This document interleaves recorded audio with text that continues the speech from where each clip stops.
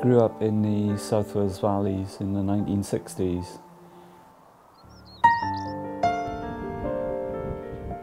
Playing on mountains, playing in the park and, you know, in a small village. It was just a great adventure. I went to secondary school. I always thought, what job could you get where you had 4 hours of sport playing rugby, and I enjoyed doing art. They were my favourite subjects. I became interested in photography after finishing school.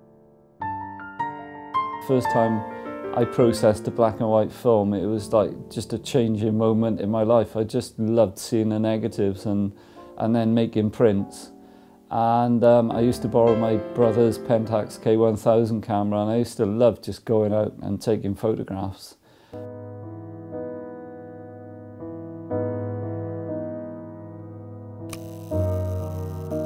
Over the 30-odd years as a photographer and as a documentary photographer, I've worked on many assignments and commissions. My favourites are probably the South Wales valleys, which I've photographed over 3 or 4 decades now, so I always loved photographing in the South Wales valleys. But the one that really stands out is when I visited the Appalachian Mountains in Kentucky, West Virginia, Tennessee and Virginia. And I just absolutely loved going to a totally different place, but with things in common to the place I came from. In other words, coal mining was starting to disappear, and some of the places out in the wilds up in the mountains there had nothing but coal, and the communities were basically being left behind, and it was like going into the 1950s.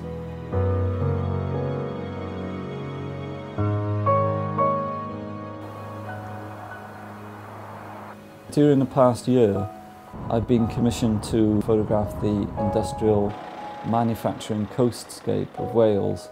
And so I've been sort of travelling around, and the interesting thing about this project, and it's my first project which I've photographed at night. All of the photographs were taken at night, and I used spot lamps as well to highlight areas that I felt were important as a feature for the image. The reason I photographed at night was really a slightly different direction for me to go in, and to do landscape photography as well, so there aren't any people in the photographs.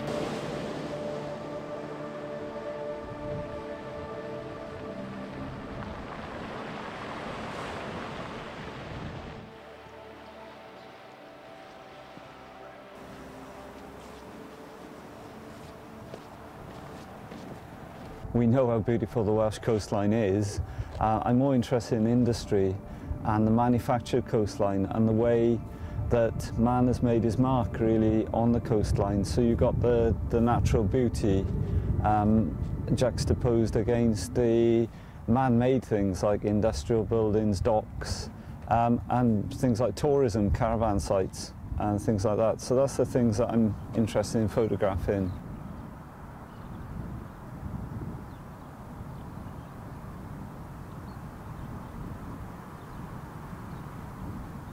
Coming from a documentary photography background, and also I started as an industrial photographer, probably that's why I have such an interest in industry.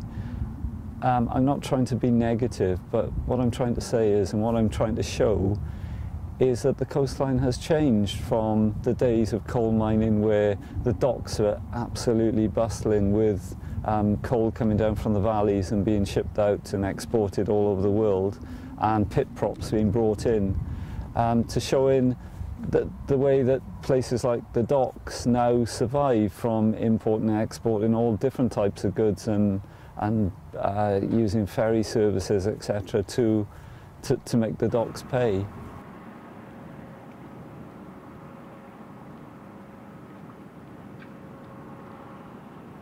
My name is Kerry Thompson, and I'm the curator at Big Pit. I started work, it was 1969 in the autumn, left school. Actually, the headmaster actually advised me to join the National Coal Board because didn't see much point in me stopping on. So I started work in Cwm Colliery, and I worked there until 1986. after the strike. I stayed on the coalface all my mining career, and went through quite a lot of stuff. I think the first year I was there we were on strike. That was for the surface men in 1970, and then we went through the 1972 strike, 1974 strike, 1983 strike for Lewis Merthyr, and then of course the biggie 1984-85.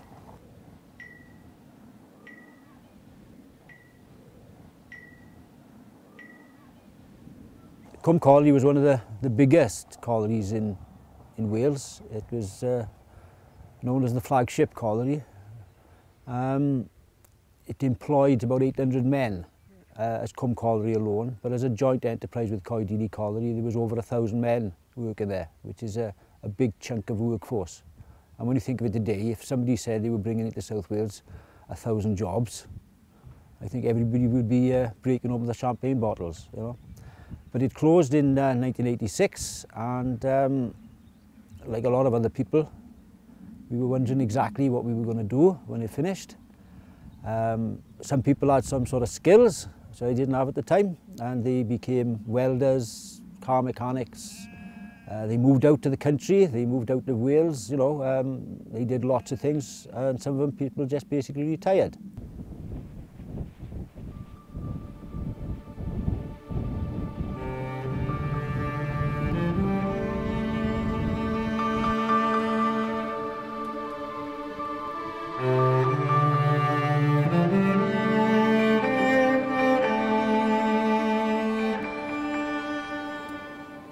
I'm at Milford Haven, and I've just been photographing on the quayside there, and photographing across to the oil refineries, which are on the other side of the bay.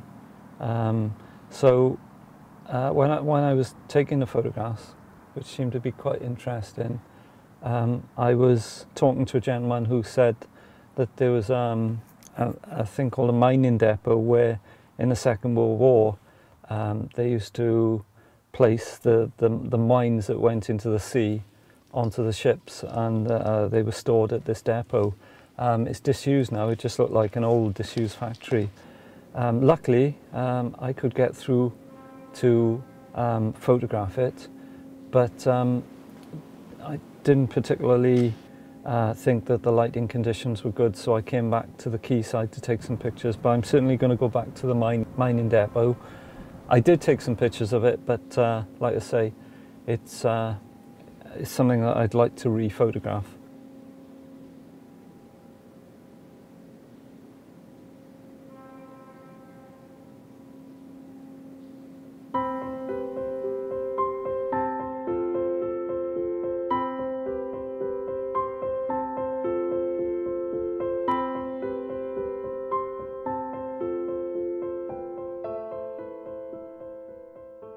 I was born in 1955, so I've got quite a good memory of all the changes in Swansea from the 60s, I suppose, on.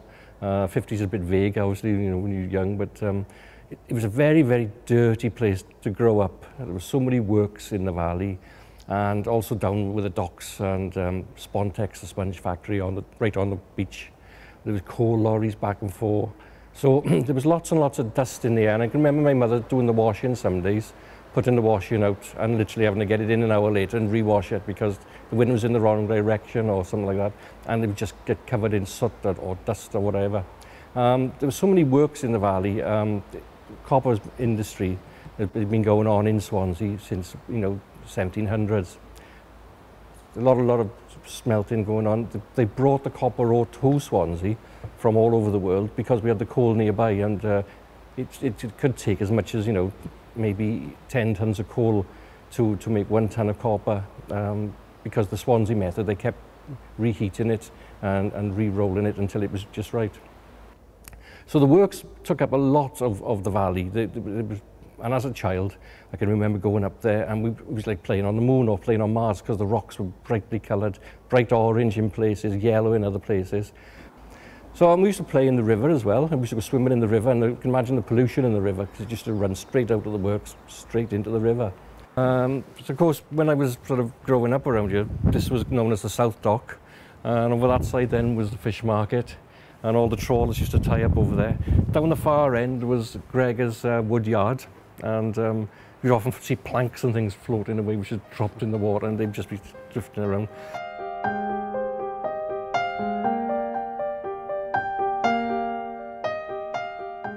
I think the Welsh coastline has really changed dramatically in places. Obviously, where there was nothing before, just nice scenery, that's obviously stayed the same. But where there was industry, you've got marinas springing up. You know, it's ideal. Obviously, you've got a huge dock. Once the industry goes, it's quite barren, it's quite bare. The dock out here was filled in twice and dug out again because, you know, they were going to actually build something on it before it was realised how sort of lucrative turning it into a marina could be.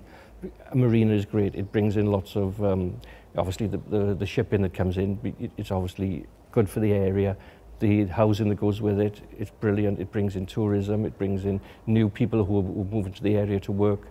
And it really sort of brightens the whole place up, if you like. You know, it generates good sort of money and things for the area and good opportunities.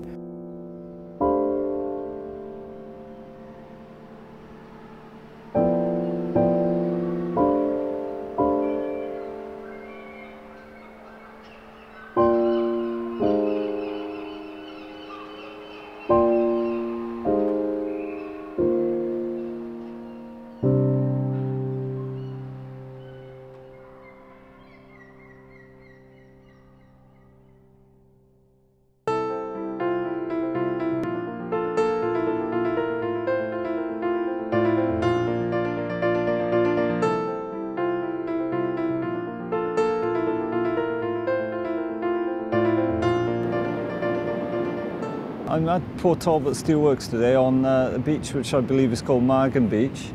It's taken a bit of walk to get here, but it seems to be well worth it. The sun is just going down now. It's about 4:30 or something like that, so we should start to get dusk pretty soon, the next hour, 2 hours or so. It's quite interesting because you've got the beautiful coastline, the sea and the waves are quite dramatic today. And you've got this massive steel plant, which is incredible, really. I believe it's owned by a company called Tata now. It used to be owned many years ago by British Steel and subsequently Chorus. But it's pumping out quite a lot of smoke, and it's going about its business. It's really large in scale, which is typical, really, of South Wales, because the industry used to be based a lot around South Wales.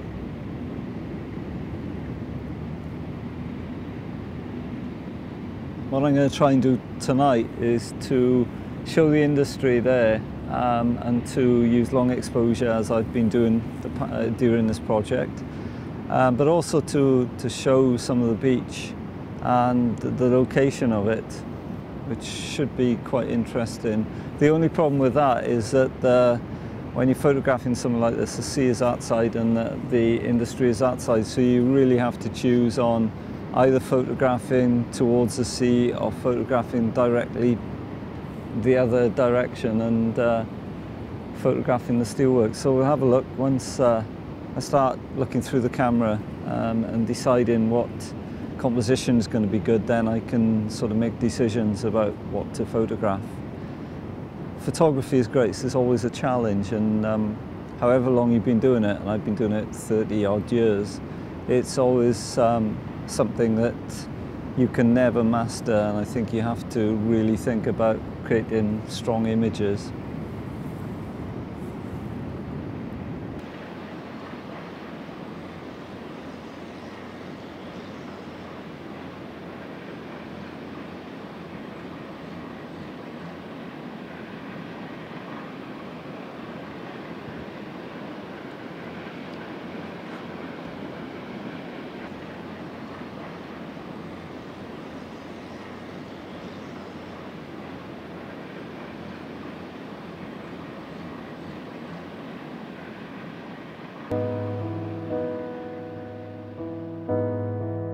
I've lived in Swansea all my life. I did move away for a little while when I was studying, but being a Swansea girl and a Swansea Jack, I came back to Swansea. I love the coastline, I love the sea, I can't get enough of the beaches. It's close to the countryside, I love the Gower. I know it sounds like a cliche, but it is absolutely true.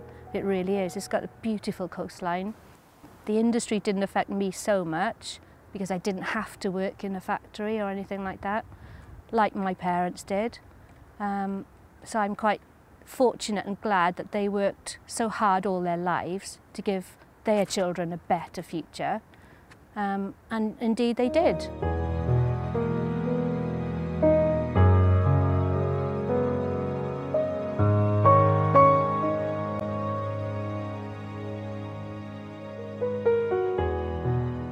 Living so far up the hill in Swansea, with the views that they could see over the bay and over the docks as well, they could actually hear the German bombers arriving.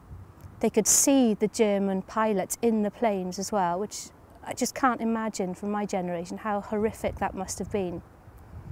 And they thought that when the Germans were actually firing, that they thought they were firing directly at them as children running on the streets, which must have been horrific. And those memories are really strong still in their minds and affected me quite strongly as well to talk about it.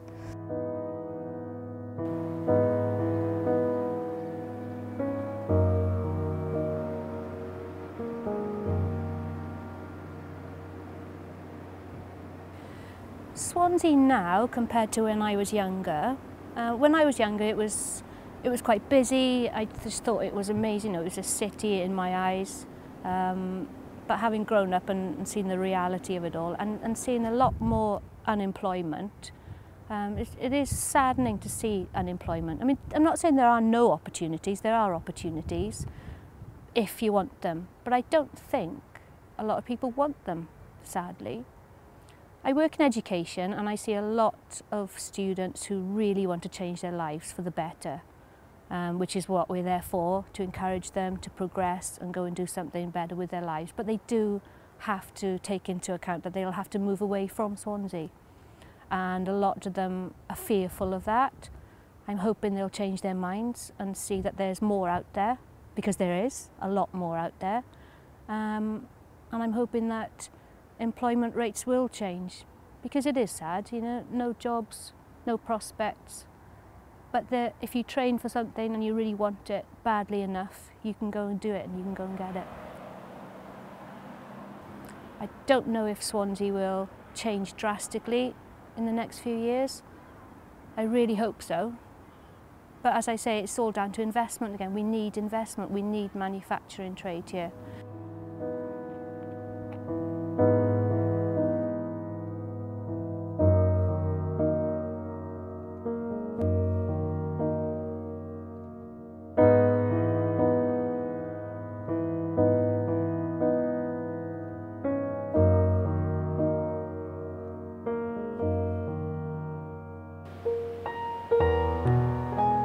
I've come here to Portainen, which is on the Gower Peninsula.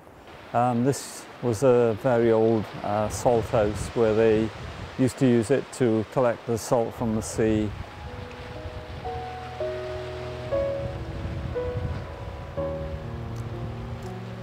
I suppose this is the most boring part really, is just waiting for light. I'm just waiting for the light to die down enough just to get that sort of half an hour of really good light. It's quite a nice place to sit and wait, and it's not particularly cold this evening, so it's okay. I can think of worse things to do in life.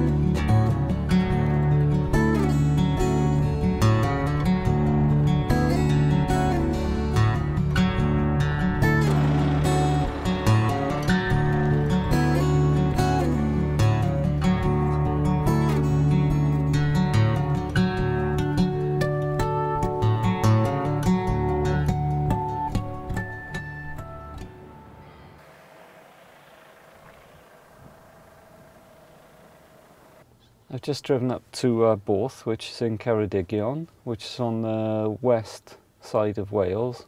I've just parked up on the beach just by the Dyfi estuary, which I can see across the estuary there is Aberdyfi. I've just been talking to a gentleman who owns a boatyard, and he said that I can go back and take some photographs tonight using painting with light. So that I'll just wait a few hours for the light to go down a bit, and hopefully then I can go back and get some good shots.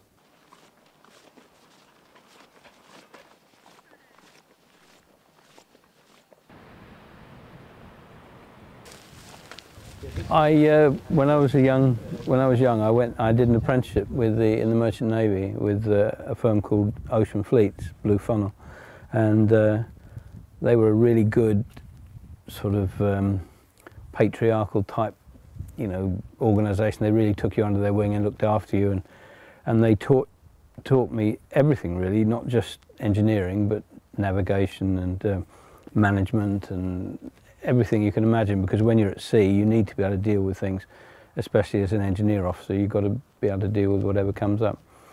This yard was actually a sawmill, a steam-driven sawmill, which processed the wood that came from Nova Scotia. So there were barges from here that went backwards and forwards carrying the wood. There were barges going up to Furness, and the ships lay alongside the jetty at Aberdyfi.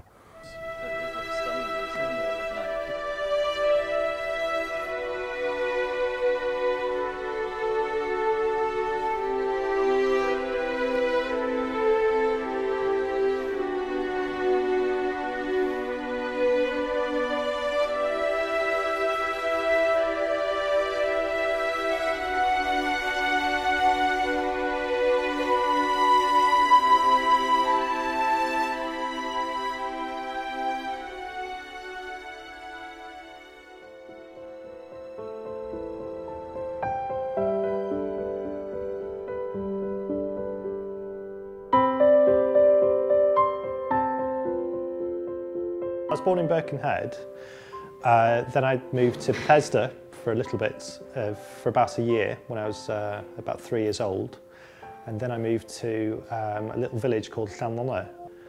It's on the east coast of Anglesey, the little tail bit by Penman Point, and I lived there from the age of 3 to 16, and then I moved to a more kind of touristy village called Bentlech, which is by Amlwch. It's a couple of miles down from Amlwch. In terms of its industrial past, Amlwch and Anglesey generally, it is Amlwch, and the copper works there really.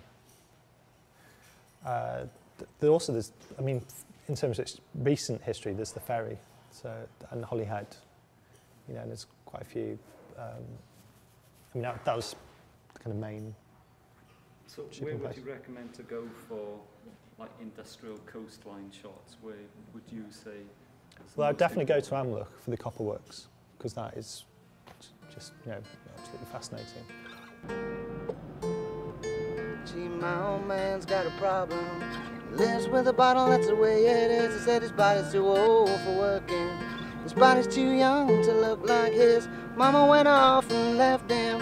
She wanted a life that he couldn't give her. Said somebody's gotta take care of him. So I quit school, that's what I did.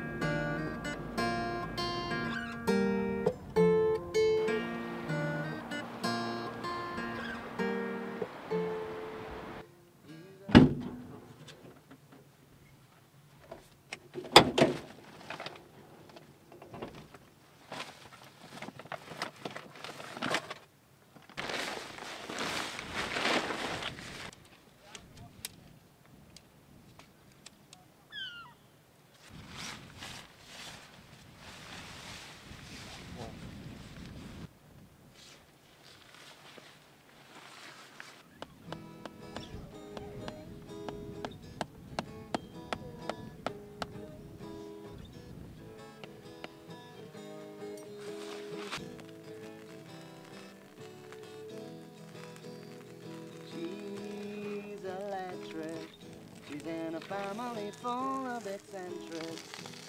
She's done things I never expected, but I need more time.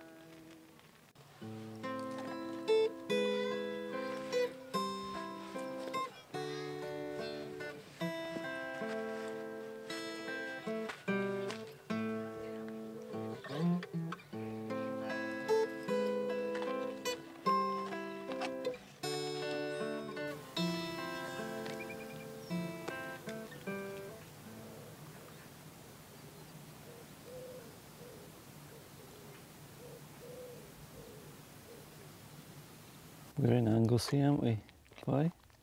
And it's a fantastic morning. The sun is rising, and it was time.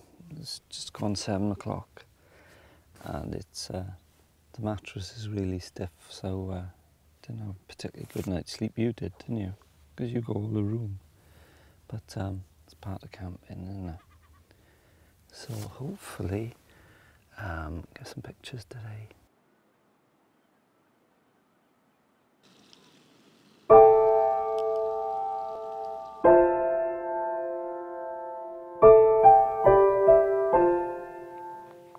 This is a brickworks, an old brickworks which hasn't been used for some years, can't remember the name of it, in Anglesey.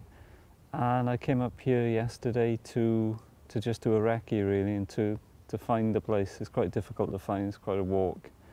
And but I was going to wait to take some photographs, but my battery pack went on the torch, on the spot lamp, so I couldn't do that. I couldn't wait for it to go dark. But luckily, after going around Bangor all day in North Wales, I managed to find a new battery to fit into the pack, which took a lot of asking around, and managed to do that, thankfully.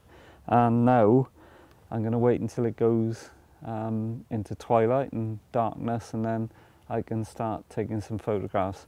I think this is the only place really in Anglesey that interests me as part of the project. So it's been photographed many, many times. I think there's quite a few photographs on the internet, but I don't think any have been photographed at night using spot lamps. So hopefully we'll get something slightly original and a new take on this particular historic building, which is a fantastic place. There's some incredible ruins left here. Bloody midges were everywhere.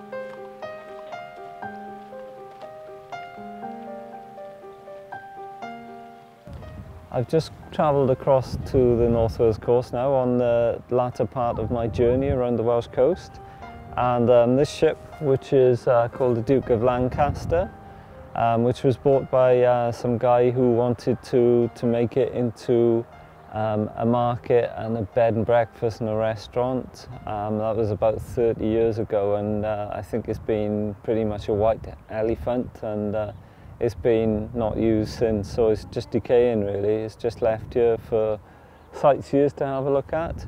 I'm going to come back. I've just done a recce and I've shot some pictures just to get some ideas, and I'm going to come back tonight. And there's a couple of things I'm interested in. There's like cracks in the mud that I could use in the foreground and get the ship in the background. And the thing I've particularly been interested in this project is just random numbers on different things like rocks. There's number 43 here, which is randomly seems to be written on a rock. There must be some reason for it.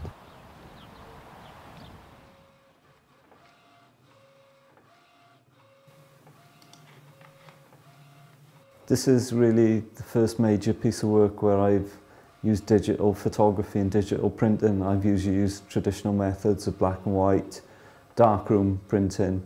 But I'm really quite impressed with the quality of the prints. I'm printing on archival paper, so it'll last for a good few years and the pictures won't fade. But yeah, there's some beautiful colours coming out, vivid colours, and yeah, they're looking pretty good, I think. So I'm quite happy with them.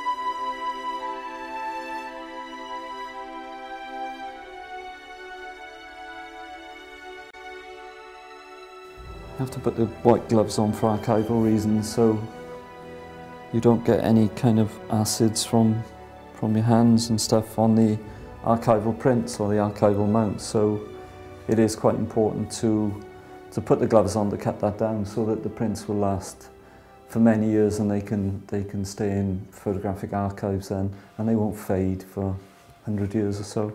So that's pretty good. You have to do that really for exhibitions.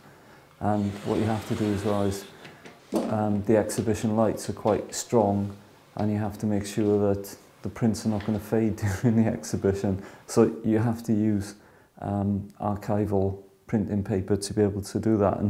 And digital paper has come on leaps and bounds now, so that's enabled photographers to do digital prints, which is very good.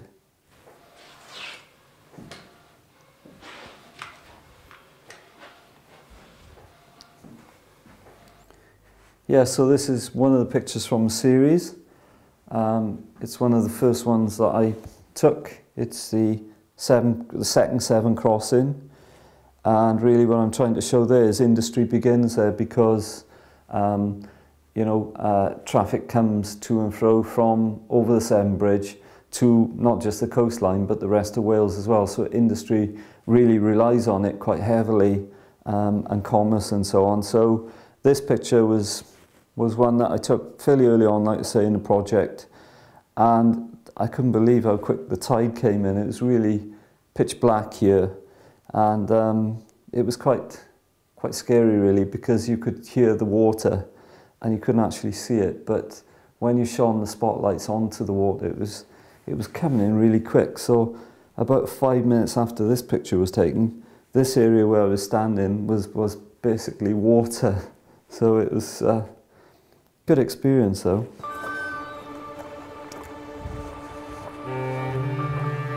I've only really touched on the theme. I could spend five or 10 years doing this project.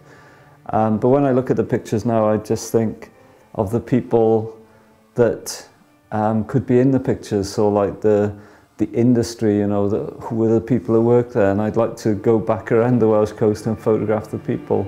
Maybe sometime in the future, it'd be really good if I could do that.